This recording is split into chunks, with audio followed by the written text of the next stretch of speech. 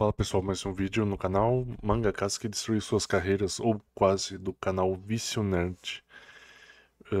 Se gostar, deixa um like e se inscreva no canal. Meta de 50 inscritos e vamos pro vídeo.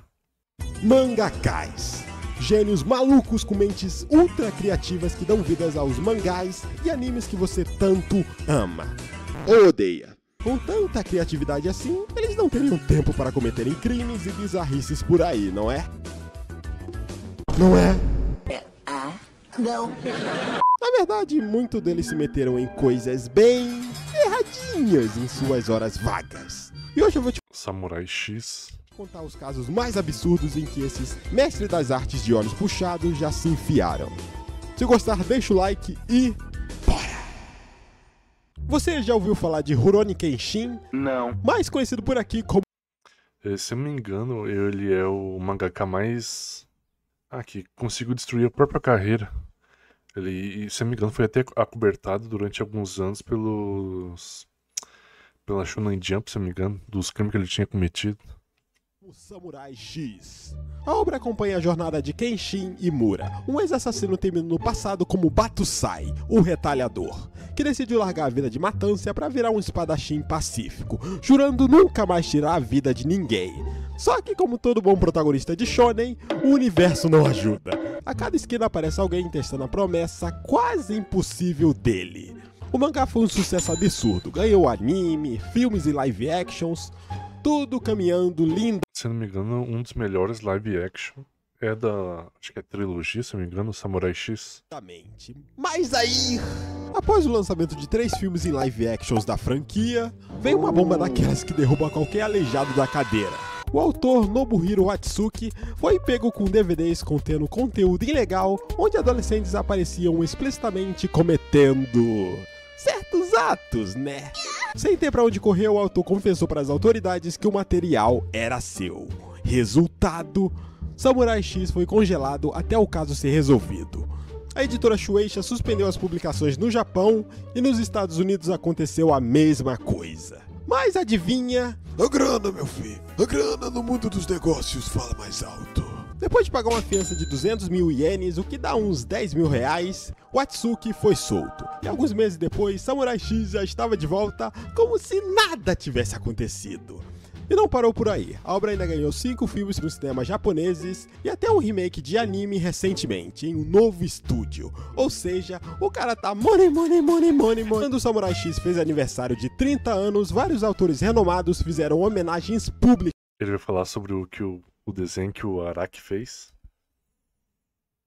à obra. Isso, é claro, deixou muita gente pistola. Pois de um lado tem gente que perdoou seus atos separando a obra do autor e de outro que passou a odiá-lo eternamente. E você? Qual é a sua opinião? Ele ainda falou, dentre todos os que fizeram o desenho ali, desenharam assim, o desenho perfeito, mas o único que desenhou do jeito mais foda-se foi o Araki. O Araki? Eu acho que é o criador de Jojo. Ele pegou e desenhou de um... Ele é tipo um dos que desenha mais perfeccionista, sabe? Gosta de desenhar, ter o próprio tempo e desenhar o mais bonito possível. Maior estilização e tal. Mas o desenho que ele fez pro aniversário, se não me engano, do criador do Samurai X, foi um desenho completamente porco. Daí todos os fãs começaram, né? Ele fez um desenho completamente porco para um cara porco. Isso. Partindo pro caso do autor Mine, criador da light novel New Life Plus, Young Again in Another Road. Olha só esse inglês! Que nota vocês dão, hein? O enredo da obra era de um isekai padrão, um idoso que perece e renasce como um jovem de 18 anos em um mundo de fantasia, vivendo uma nova vida de aventuras, enfrentando monstros, bandidos e, claro, cercado por belas waifus. Mas foi justamente quando a adaptação em anime foi anunciada, com o estúdio definido, dubladores escolhidos e até música... Se eu não me engano, é aquele que o criador ele começou a botar uns posts dizendo que ele odiava a Coreia e não sei mais o que mais. tema pronta aqui, a casa caiu. Usuários chineses começaram a cavar a vida online do autor e encontraram vários posts antigos com comentários nada agradáveis sobre eles. E não era pouca coisa não, além de soltar umas pérolas bem xenofóbicas. Então em vez da Coreia, era da China mesmo. Contra chineses, sobrou até pros coreanos. Sim, os K-popers. Pra piorar, dentro da própria história, o protagonista dessa light novel era descrito como alguém que tinha ceifado a vida de milhares de chineses na Segunda Guerra Mundial. Ou seja, dava pra ver que o cabra não simpatizava muito com Xing Lings.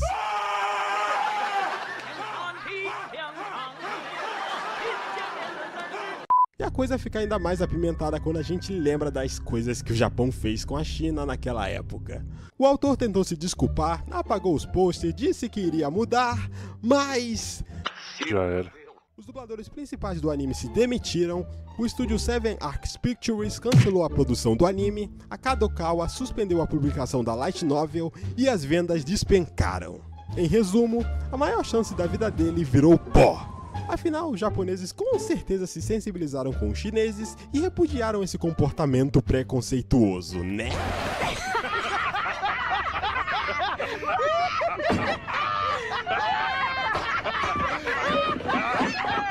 A real é que a China é um dos maiores mercados de anime do mundo. Comprar briga com eles significa perder muito dinheiro. Então a indústria preferiu apenas cortar o mal pela raiz e enterrar tudo. No fim, talvez, só talvez, se New Life Plus tivesse o mesmo peso de um Samurai X da vida, a história seria diferente. Aí eles podiam passar um pano. Diretor de Os Guardiões da Galáxia. Acharam tweets antigos dele com piadas bem pesadas, a Marvel chutou o cara, só que ele deu a volta por cima e hoje é chefão criativo da DC Studios. Já o Mine... Mas não era só isso, se não me engano tinha mais coisas por trás. Esse não teve a mesma sorte. Ame ou odeia Shonen Jump, a revista que publicou Dragon Ball e Naruto. Uma coisa é fato, os caras sabem transformar mangá em dinheiro. E nos anos 90 apareceu lá um novato chamado Mitsutoshi Shimabukuro, com a obra chamada Seikimatsu Leader Den Takeshi, ou simplesmente a história de Takeshi, um líder do final do século. A comédia era tão maluca que tinha como protagonista um moleque com cara de tiozão, ator de filme pornô. Ô bicho feio medonho, meu Deus do céu, pelo amor de Deus. Mas que sonhava em ser um grande líder. E de fato, liderou, vendeu horrores. Só que ele decidiu usar a grana que ele ganhou de uma forma que fez ele ver no dia seguinte o sol quadrado. Mitsutoshi foi pego pagando pelos serviços íntimos de um adolescente de 16 anos de idade. Mano, que vacilo, hein? Se tivesse esperado só 2 aninhos, tava de boa, sem ficha criminal e sem precisar conhecer o famoso lugar onde não se pode derrubar o sabonete. Resultado, a Shonen Jump congelou o mangá na hora, e parecia que a carreira dele tinha ido pro brejo. Mas no Japão, aparentemente, xenofobia é um crime muito mais cabeludo do que abuso de menor de idade. Pois ele foi condenado a somente 2 anos de prisão. Mas olha só, ele nem chegou a ser preso. Teve apenas suspensa por 4 anos, ou seja, ele só iria em cana se cometesse outro crime nesse tempo. E mais, 3 anos após o ocorrido, a editora não só reabriu as portas para ele, como também esticou um tapete vermelho e deixou o cara continuar sua história. Eba! E não parou por aí. Mitsutoshi ainda lançou outra obra chamada Toriko.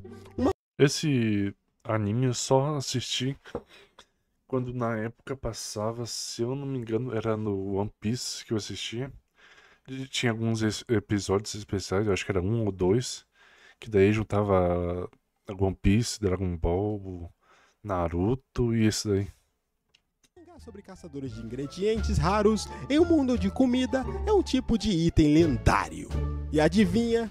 O bagulho explodiu. Virou anime, ganhou jogo, boneco e até teve crossover com Dragon Ball e One Piece. Detalhe! O cara ainda é amigão do Oda, autor de One Piece. Já fizeram collab juntos e isso talvez tenha ajudado no milagre do ressuscitamento de sua carreira. Agora, um dos casos mais interessantes da lista veio de Kazuichi Hanawa, mangaka que em 1994 acabou atrás das grades por posse ilegal de armas modificadas. Aparentemente, essa infração de lei é bem grave no Japão, o que fez o cara passar 3 anos na prisão, que por sinal virou o título de sua obra mais famosa. Mas Hanawa não ficou chorando no cantinho ou dando brioco. Eu acho. Depois dessa experiência confinado, ele transformou o infortúnio em inspiração e lançou Na Prisão, sua autobiografia em mangá mostrando de um jeito quase filosófico o dia a dia na cadeia. E detalhe, o estilo de desenho dele é bem único, quase fotográfico, com traços detalhados e sombrios que lembram até o Kyoe. O sucesso foi tanto que rendeu prêmios, reconhecimento da crítica e ainda virou filme em 2002, que ganhou prêmios e rodou festivais internacionais. Então, quem sabe, pra você ficar rico só não tá faltando você e preso. Hein?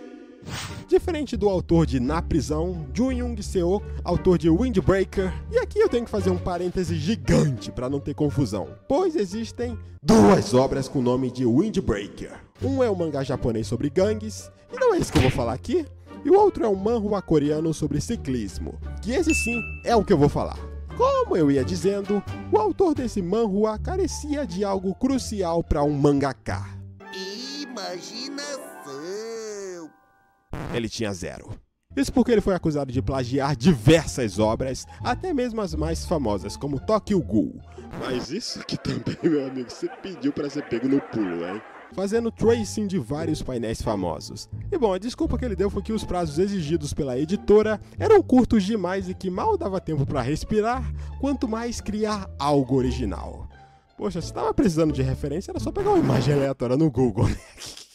Ou no Pinterest, com pessoas reais, né? A obra coreana Windbreaker contava com mais de 500 capítulos e acompanhava a história de um estudante que no seu tempo livre praticava ciclismo radical. Durante esses momentos ele vivenciava amizades, dramas, amores e aventuras. Depois que a editora recebeu a confirmação do autor de que muitas das cenas vinham sim de uma inspiração além do ponto, Windbreaker foi oficialmente cancelado. A editora Navel Webtoon também reembolsou os leitores que haviam pago pela série, e o autor soltou uma nota se desculpando e reconhecendo seu erro. Desculpe! E para não deixar os fãs na mão, ele ainda publicou no seu blog pessoal o desfecho que havia planejado para a história, agradecendo quem ainda o apoiava e lembrando que prazos impossíveis podem até mesmo destruir uma obra promissora. Você achou que os casos de mangá... Daí isso aí realmente foi foda. Que daí já tem a história pronta e tudo tal. Só que daí quando o prazo é curto não tem muito o que fazer. Metidos em escândalos com menores tinham acabado? Pois segura aí porque esse provavelmente é o pior de todos. E adivinha? Mais um da Shonen Jump. Tatsuya Matsuki, roteirista de Act Age, um mangá que conta a história sobre uma jovem que sonhava em virar uma grande atriz, foi preso em 2020 depois de, digamos, passar a mão onde não devia numa garota de apenas 13 anos. E pra piorar, o gênio ainda tentou fugir de bike.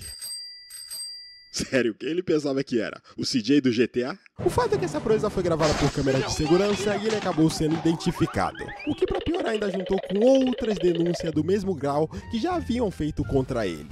Ou seja, não era a primeira vez que ele tinha dado essas escorregadas. Resultado, Matsuki foi condenado a 1 ano e 6 meses de prisão. Cara, isso daí praticamente acontece com vários aí da Shonen Jump e vários outros. Principalmente no Japão, isso é mais comum de acontecer. Não tem como, tipo, ver o histórico do cara, uma coisa assim, antes de tudo isso. Mas com pena suspensa por 3 anos. Ou seja, ele só iria preso se voltasse a aprontar.